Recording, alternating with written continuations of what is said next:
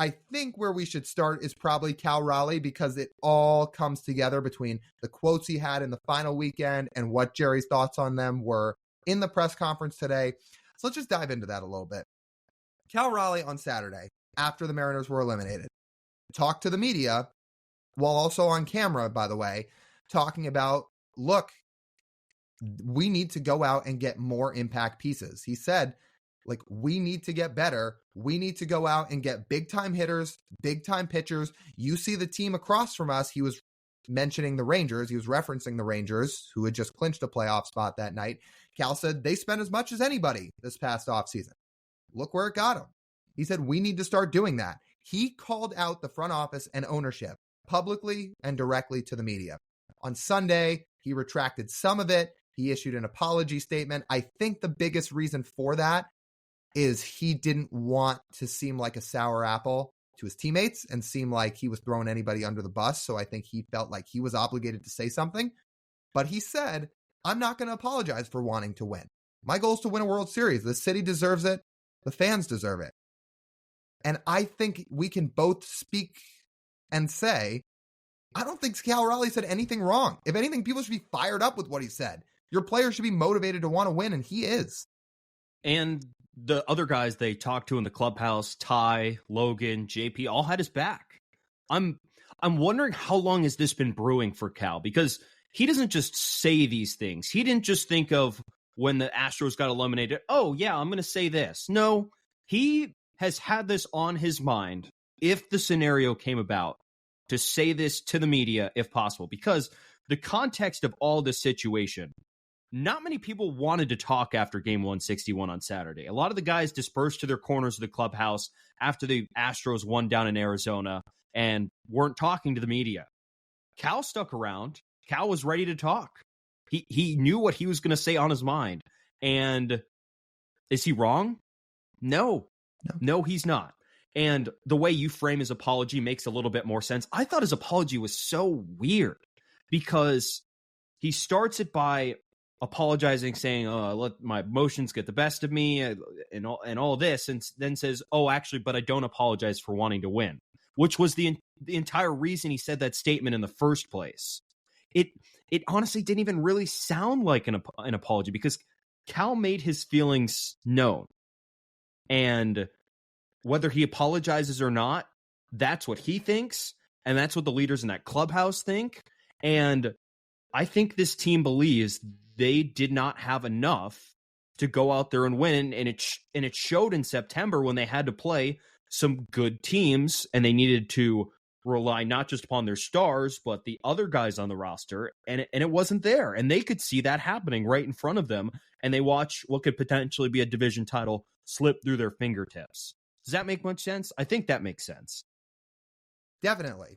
I think we both agree that Cal was in no place of wrong in terms of what he said. Again, I think the reason he issued the apology is I think internally he probably started to worry and say, how are my teammates going to react to this?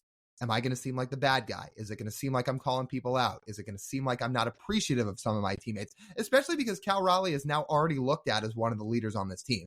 I think he felt obligated. The flip side to this is, are people now going to look at him and say more what you're saying in the sense of, this looks forced. It makes it seem like somebody pressured him to do this and he did it unwillingly. So it is, again, you could take either side to this. Again, I just think he wanted to make sure there wasn't a bad rift in the clubhouse, and that's what he was trying to protect. But Cal is right with what he said. They do need to get better. They need more bats. And look, this wasn't coming from Tommy La Stella. Cal Raleigh, you want to talk about guys taking steps? He took another huge step this year. He got even better behind the plate, at the plate. He hit more homers. You could see the power just continuing to blossom. Cal Raleigh has every right to say, I'm doing my part. I think the front office needs to do theirs, and ownership needs to do theirs.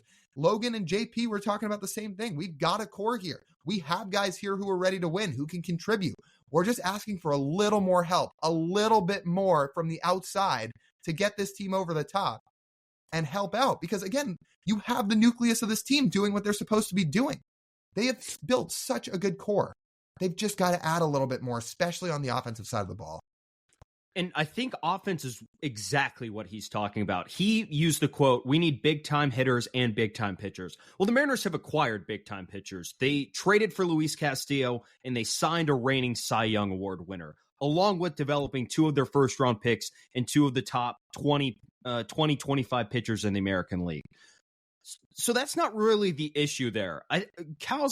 When Cal looks across the way, in the quote he said, it's like you look at the team across the way and look at what they've done with their roster and going out and acquiring blue chip talent. You know, they've made it now. Well, the two main acquisitions they made, the two biggest names were both bats and both infield bats. And Cal, you know, like we know what the roster lacks, and they lack bats. And that's what I see with that. And to his winning thing, I think the way we framed it is generally, but I mean, Cal specifically in this quote says, you know, we've been right at this 90 win mark for a few years now. We've just got to be better than 90 wins, because he understands, like the rest of us do, that 90 wins every season doesn't cut it. It just doesn't. And he's as frustrated as everyone. You put in a full season of work thinking that you can make the playoffs, but you just don't have the horses to do so. It's got to be so frustrating for months and months and months of work just to not pay off. I will say there is one third blue chip acquisition the Rangers made. He just barely played, and it was on the pitching side. Right. In Jacob deGrom. Right. But yes, the two main acquisitions they've made are infield bats who have been massive impact guys. And by the way, over the last 2 years, those are the best two free agent bats, period, that have been the best bang for their buck in terms of their contract. Because obviously there's always all these Mariners fans that say, spend money this, spend money that. And look, we think the Mariners should spend money, but it doesn't mean irresponsibly spend money, because you know what?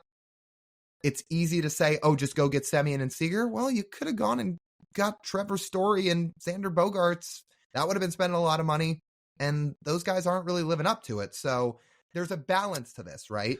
There's another thing, too, which I thought just odd timing. I don't know if Cal saw this or not, but Corey Seager's post-game interview with Ken Rosenthal, where he specifically credited the Rangers organization and front office and said, hey, those guys went out and spent and added the things we needed to come out here and do what we've done and make the playoffs. Specifically, after eliminating the Mariners, that's what Corey Seager said on national television. And man, did it make the rounds on Mariners Twitter. But it was almost too coincidental of Corey Seager saying that, and then Cal Raleigh saying, yeah, actually, we need to do that too. Maybe it was Kyle Seager just running a total scheme from way beyond enemy lines. He told Corey to say that in front of the camera, and then he actually told Cal to say what he said in front of the camera, just as his way to circle back to the organization and try to throw him under the bus. He's got a massive group chat going. He's got JP in there. He's got Ty in there. He's got Logan in there. All the guys who backed up Cal Raleigh. That would be quite something. I think we both thought that when we saw that. But it's an interesting coincidence of that's what Corey said, and that's what Cal ended up saying. And again, I'm glad his teammates have his back, even the ones like, I don't know if Cal's necessarily talking about Ty France. We're talking about Ty France now in terms of fringe roster players that we don't know are slam dunk Mariners next year. But even despite that, the guy's still having his back, which is good. And then we get to today, where Jerry, did you have something else you wanted to add? Oh, I was just going to talk about just a little bit more with this Cal quote in terms of, because we'll get to the press conference here in a second, but there was something else I was going to bring up before you were kind of on that last bit here. And if I remember it, I'll come back to it, but we can get to the press conference part of it here, because Jerry Dipoto was asked about Cal's comments today in terms of what did you think about what he said. And this wasn't really one of the quotes that totally stood out, because Jerry said, look, I think all players are entitled to their opinions. I think Cal Raleigh is more than deserving of having an opinion, like all the players should be. And he said, I won't begrudge any of them for it. So that wasn't really one of the quotes that stood out. Dipoto kind of gave the status quo answer. Scott Service gave something a little bit different, and we can talk about that in a minute here too. Oh, I remember what I was going to say about Cal. Last thing here. We were talking about he used the phrase big time pitchers and big time hitters. If Cal really wanted to put it all out there, he should have just gone, we need to sign a guy that's a big time pitcher and big time hitter all in one. Without name dropping him. So he doesn't get hit with a tampering charge. Yeah, exactly. It's like, I don't know who that said person could be. I mean, Luis Torrens does it for us. We could probably use some more guys like him if there's possibly somebody out there. Who could it be? I don't know. I'll let the front office decide that. But I just think if there's somebody out there who happens to be a big time pitcher and a big time hitter all in one, we should go sign him.